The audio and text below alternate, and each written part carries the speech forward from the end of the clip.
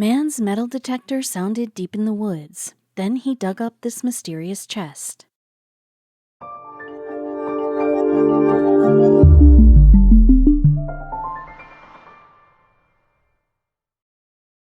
But before we start, please make sure to subscribe to m&rtv and hit the bell so you never miss any upload from us. Also, leave a like right now. Old coins, soda cans, and the occasional piece of gold jewelry, metal detectors can, of course, turn up all kinds of trinkets, both worthy and worthless. Now and again, however, they uncover something truly unexpected and original, and this is the story of one such find. This treasure hunter goes by the online name of Cornetto153, and his YouTube channel, World War II Relic Hunting, showcases the old battlefields of Europe and the treasures they contain. In January 2016, Cornetto153 was combing a forest in the Netherlands, filming an episode for his show when he stumbled upon an unprecedented object. His past discoveries included artillery shells and ammunition dumps, the decaying remnants, essentially, of skirmishes between Allied and Nazi forces. On this particular expedition, though, Cornetto153 had located the indentation of what appeared to be a foxhole or machine gun position. Buried nearby, however, there was something altogether more unusual. "Over here," he said, casting his metal detector over the wet mulch of fallen leaves. "I got a very big signal. What could possibly be producing such a large signal? An unexploded bomb? An artillery cannon? Or perhaps it was something the nature of which he could never have guessed. I already tried to dig it out, but look at it," he said, tapping the surface with the head of his shovel. But whatever lay hidden beneath the earth was apparently very solid and quite large, and so Cornetto153 set about clearing the leaves. Fortunately, the mystery object was not buried very deep. Brushing away the shallow covering of damp leaves and soil, Cornetto153 uncovered the outline of something flat, metallic, and rectangular. This, indeed, was clearly an uncommon find. "Looks like some sort of plate or something," Cornetto153 speculated. "Look at that. What is that?"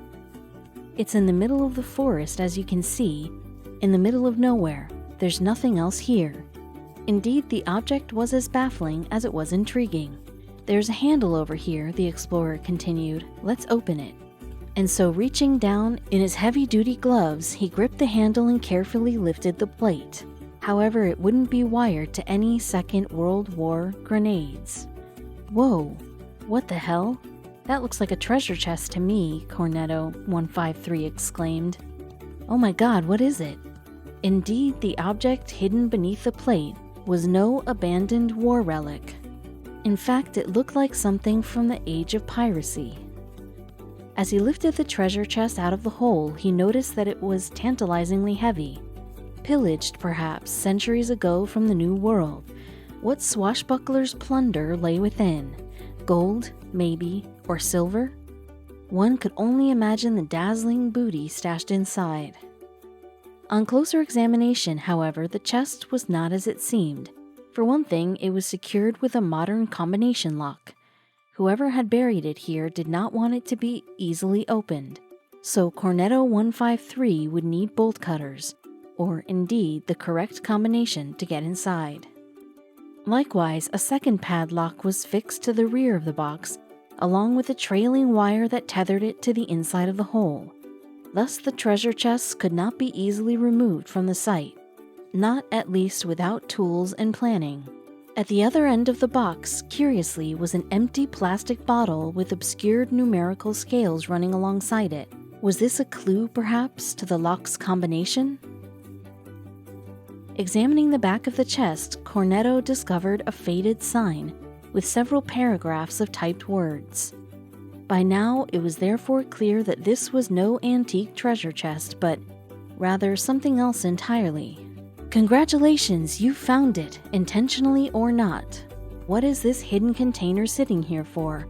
What the heck is this thing doing here with all of these things in it?" Good questions, these.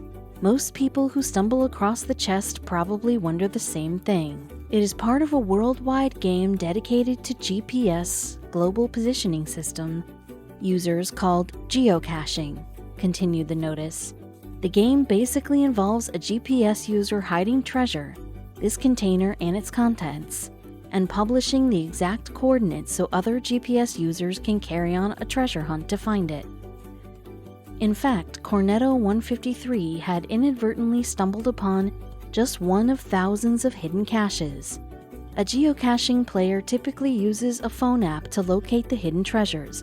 Then, on finding them, they remove or deposit the keepsakes inside and sign the logbook with their name and comments. The game has some 3 million players across the globe, but it is still a relatively obscure pastime.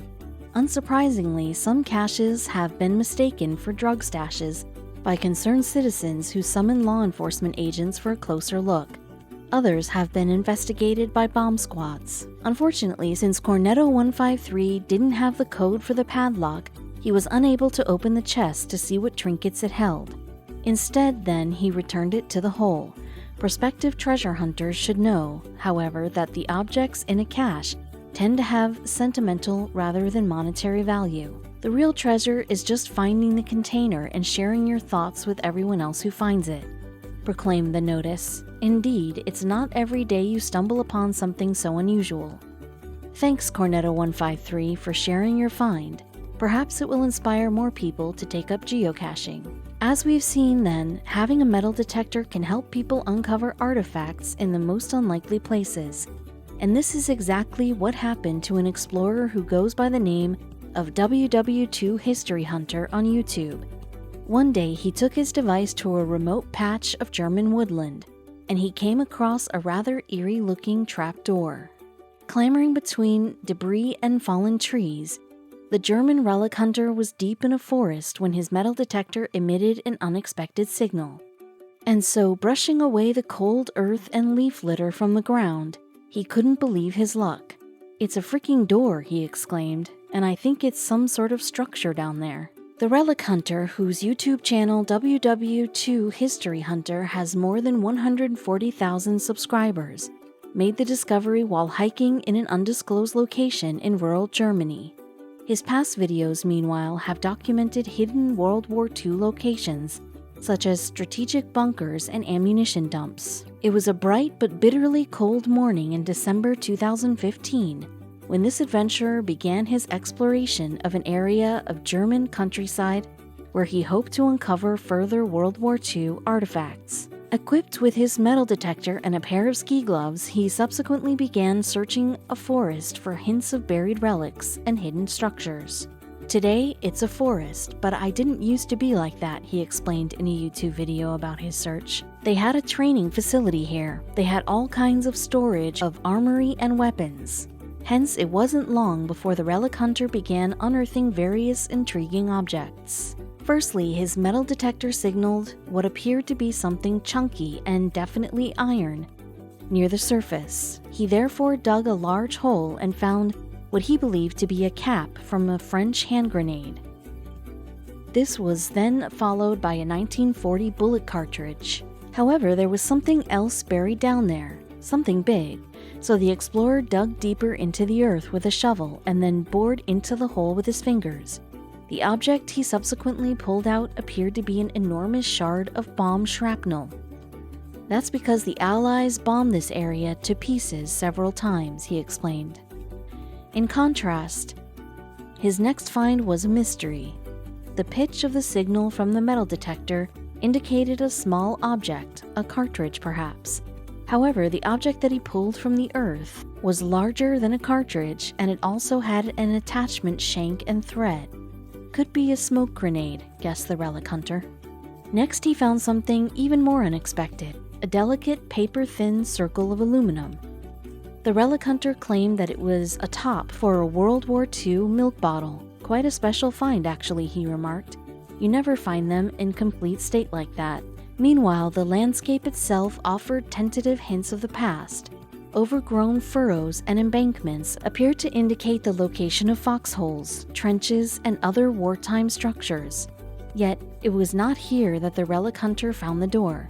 In fact, he came across the mysterious door later on, while exploring higher ground among the trees. After clearing away surface covering of earth, he located a large square metal lid that appeared to be a hatch leading to an underground structure.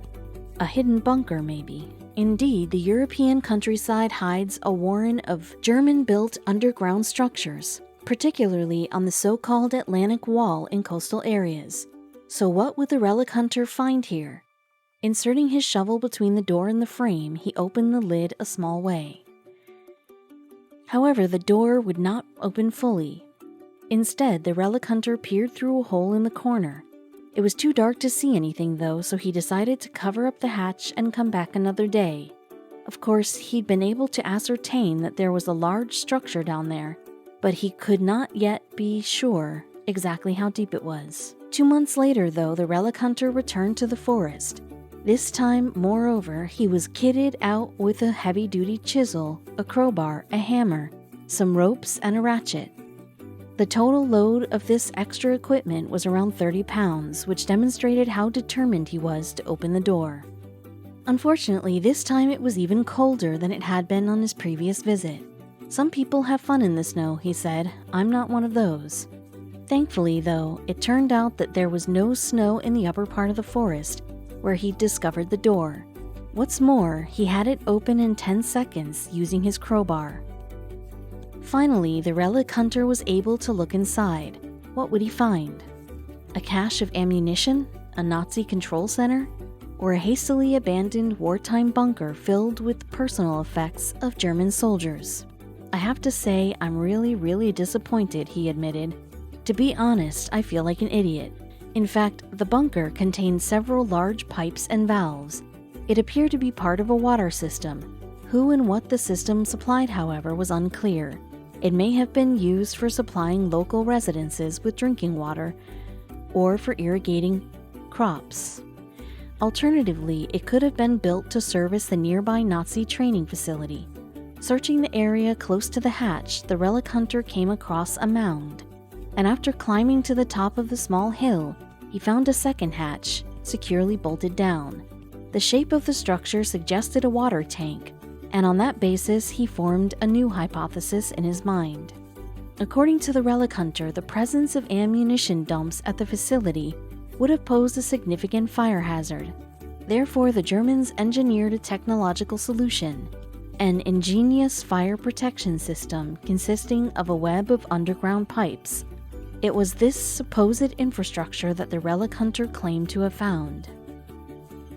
Of course, there's no way to verify his hypothesis without further investigation.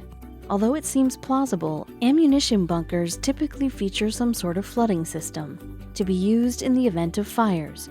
Moreover, why else would such a large storage tank have been installed in the middle of a remote forest? However, if the relic hunter is right and those pipes were once part of an abandoned Nazi facility, whether to put out fires or simply supply drinking water, they must at some stage connect with its underground bunkers and tunnels. Perhaps a future episode of WW2 History Hunter could follow where they lead.